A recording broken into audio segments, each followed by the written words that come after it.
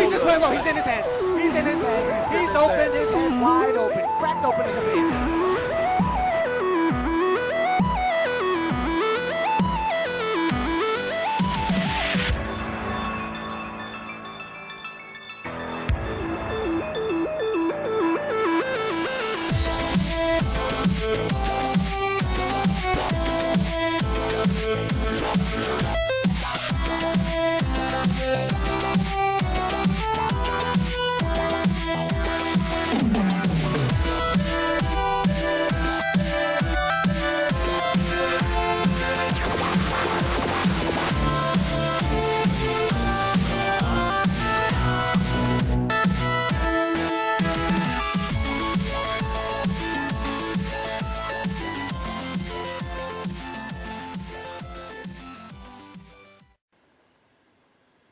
Welcome everyone, it's Mario Kart 100. Welcome back to the Mario Kart Marathon. Let's continue on by reviewing the next game in the franchise. Let's take a look at a retro relook in Mario Kart Super Circuit for the Nintendo Game Boy Advance. With the prior successes of Super Mario Kart and Mario Kart 64, Nintendo had a great sub-series under the Mario franchise.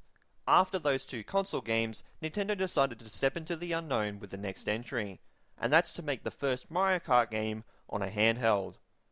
So for this project, Nintendo gave the task of this new game to, I guess, second-party developers in Intelligent Systems to bring the Mario Kart magic to life on the newest Nintendo handheld, with Nintendo handling the publishing of the game.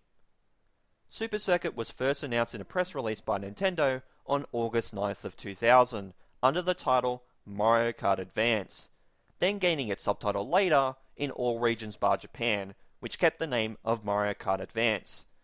With the new hardware, Intelligent Systems went with a blast from the past in that they highly call back to the original Super Mario Kart rather than Mario Kart 64.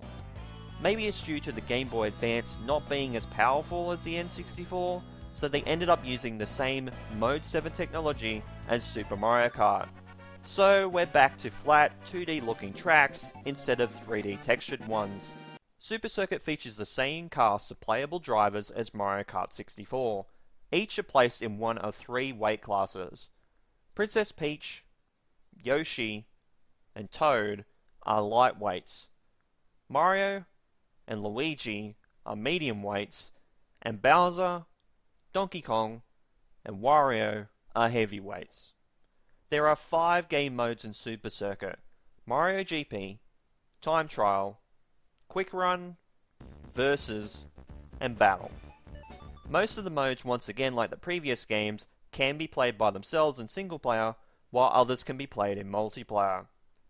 Mario GP has the player compete against 7 karts, or 6 in 2-player races, which are controlled by the computer, in a series of predetermined racetracks.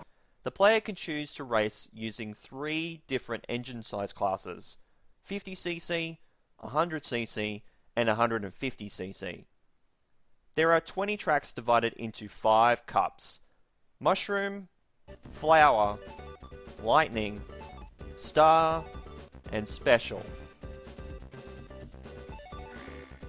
After the player or players crosses the finish line, the position of the computer-controlled characters are immediately locked in, and they are given points based on those positions, ranging from 0 to 9. Just like in the previous 2 installments, placing 5th or worse at the end of a race will give a rank out, and the race must be replayed until the player places 4th or better.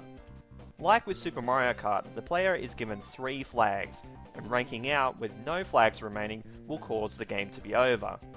At the end of the cup, there will be an award ceremony for the top 3 drivers, where they will get a bronze, silver, or gold trophy, and in addition, they will get a ranking based on their performance, ranging from E to a triple star, which is the first time the series ranks you on your racing results. Collecting 100 coins in each of these cups will allow players to unlock all 20 original tracks from Super Mario Kart, known as the Extra Cups. Time Trial has the player to finish any of the 40 courses in the fastest time possible, with the best time being saved as a ghost. Basically a copy of the player's performance that they can race against in later runs.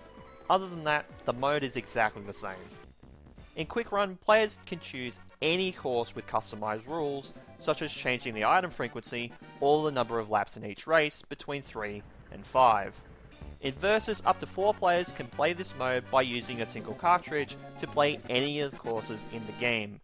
And lastly, in Battle Mode, the player fights against up to 3 human-controlled opponents using items scattered throughout a battle arena. This is the usual balloon battle mode, just new battle arenas. That's about it. Let's talk about the controls, since the game had to go back to a simpler control structure due to the Game Boy Advance having less buttons. So, the A button accelerates the cart and is also confirm in menus.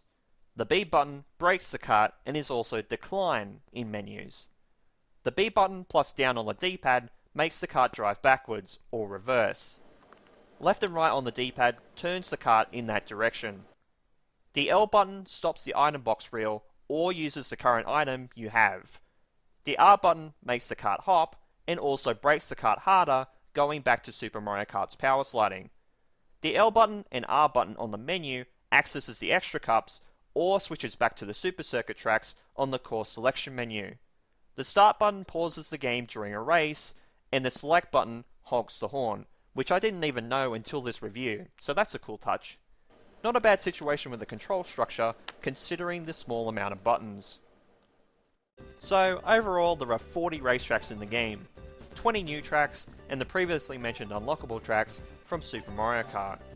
I like some of the new tracks like Peach Circuit, Shy Guy Beach, Bowser's Castle, Ribbon Road, and my favourite of the game, Sky Garden, plus many more, so lots of cool new track designs in this game.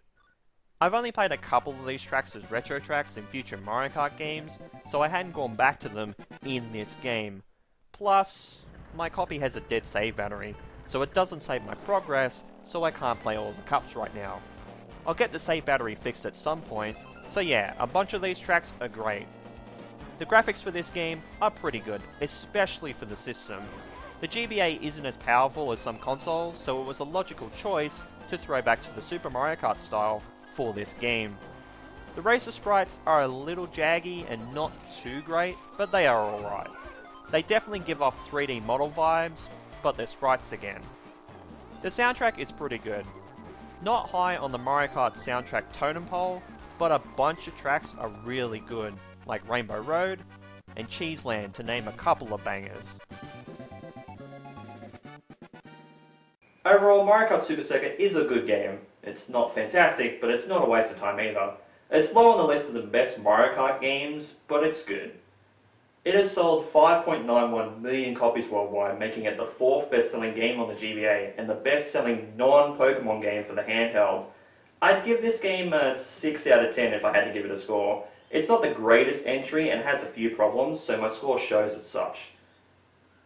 With all that said, thank you guys so much for watching this video. This has been Mario Man 100. You guys have a great day or night, and of course, take care. Next time on the Mario Kart Marathon, we move on to the next console game with Mario Kart Double Dash for Nintendo GameCube.